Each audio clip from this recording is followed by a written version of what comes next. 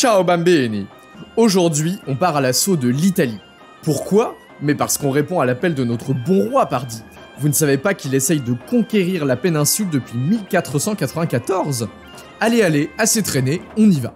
Coup de canon, chef-d'œuvre de la Renaissance et maladie vénérienne, c'est le programme de la nouvelle série du Moyen-Âge dans tes oreilles. C'est parti pour Rêve d'Italie.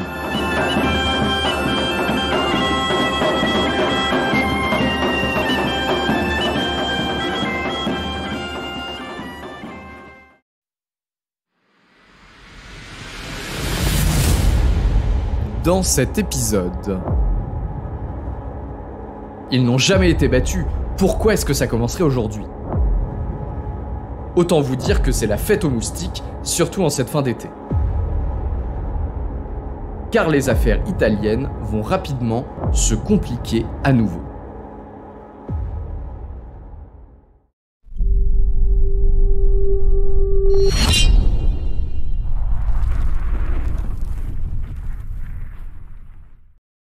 Nous sommes le 13 septembre 1515.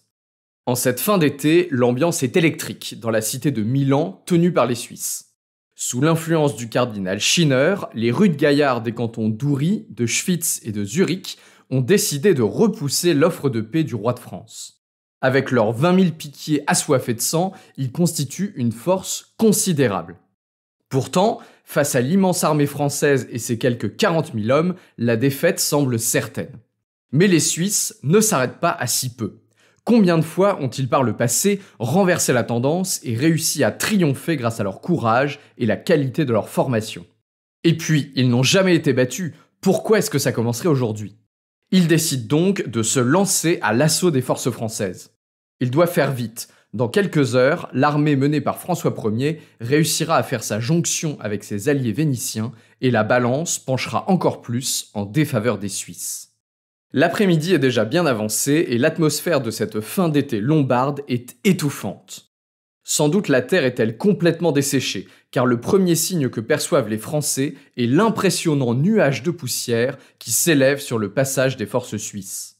Rapidement, l'armée commandée par François Ier établit ses positions à une quinzaine de kilomètres au sud-est de Milan, à côté de la petite ville de Marignan.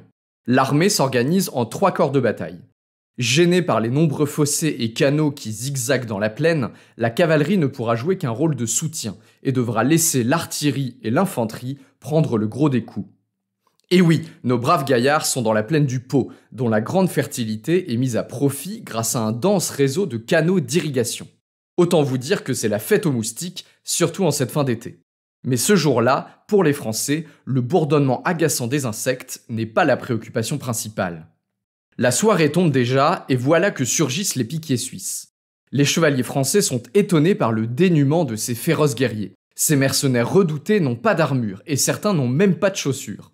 Pour les nobles français habitués à la coquetterie des plumes d'autruche et de paon, c'est une vision presque comique. Mais pas le temps de parler chiffon, les Suisses chargent l'avant-garde française en pataugeant dans l'eau trouble des canaux. Malgré leur infériorité tactique et numérique, ils se battent comme des lions et infligent de lourdes pertes aux fantassins et arquebusiers français qui leur font face. La cavalerie et l'artillerie se relaient pour les soutenir et la nuit finit par tomber sur un champ de bataille déjà jonché de cadavres. Convaincus de la victoire, aucun des deux camps ne veut abandonner le terrain et les armées dorment à côté des restes de leurs camarades. Je ne sais pas si vous imaginez la nuit difficile qui attend nos soldats. Trempés de sueur et de l'eau des canaux, ils tremblent de froid sur le sol retourné et piétiné qui leur sert de lit, craignant de ne jamais voir un autre jour se lever. Le roi lui-même dort, d'après la légende, sur le chariot d'un canon. Des messages sont envoyés en toute hâte au commandant vénitien, d'Alviano, pour le prier d'arriver aussi vite que possible. Aux premières lueurs du jour, les trompettes françaises et les grands corps de guerre suisses sonnent le retour aux choses sérieuses. Malgré leur position solide sur le champ de bataille, les Suisses ne parviennent pas à l'emporter face aux Français et doivent quitter Marignan à l'arrivée des Vénitiens. Ils se retirent en bon ordre vers Milan et François Ier refuse de les poursuivre. Il veut préserver les possibilités d'un traité intéressant avec les cantons.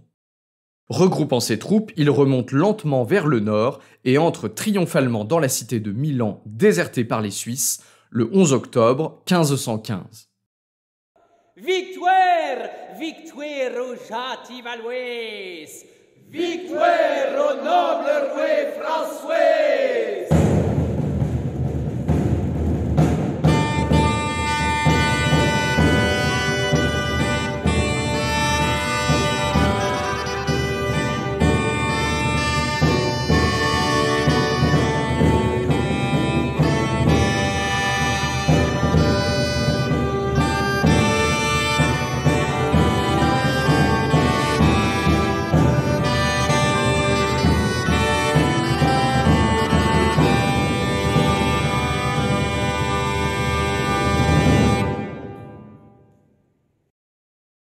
Alors, Marignan.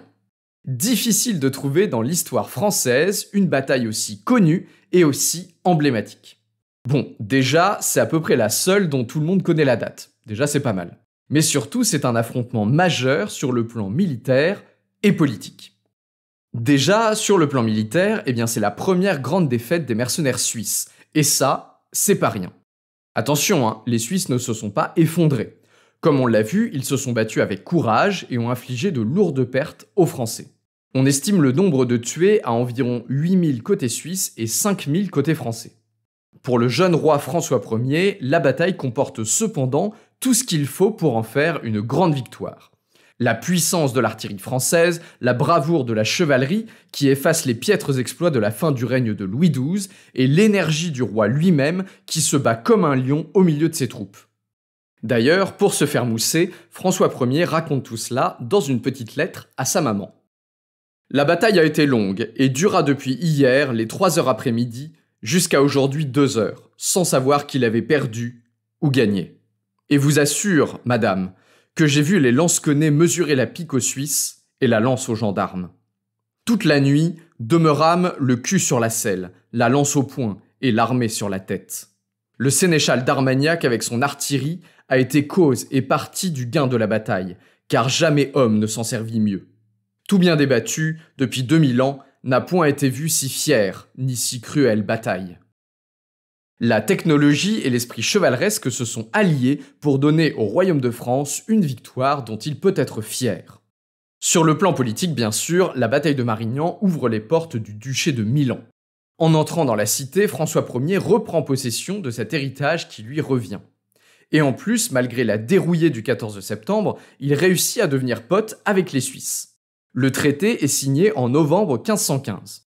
Les 8 cantons suisses s'engagent à fournir des mercenaires en exclusivité au roi de France en échange du règlement des anciennes dettes de la France à l'égard des cantons. Autre victoire politique, c'est la signature le 13 août 1516 du traité de Noyon. Charles d'Espagne reconnaît la possession du duché de Milan par le roi de France en échange de l'abandon des prétentions françaises sur le royaume de Naples. L'Italie semble désormais partagée en 2 zones d'influence, française au nord, espagnole au sud, isolées l'une de l'autre par les États pontificaux. Pour notre roi chevalier, cette victoire fondatrice lance son règne sous les meilleurs auspices. La France est puissante, respectée, et elle a enfin réussi à reprendre le Milanais. En ce début d'automne 1515, elle fait bien de profiter de cet état de grâce, car les affaires italiennes vont rapidement se compliquer à nouveau.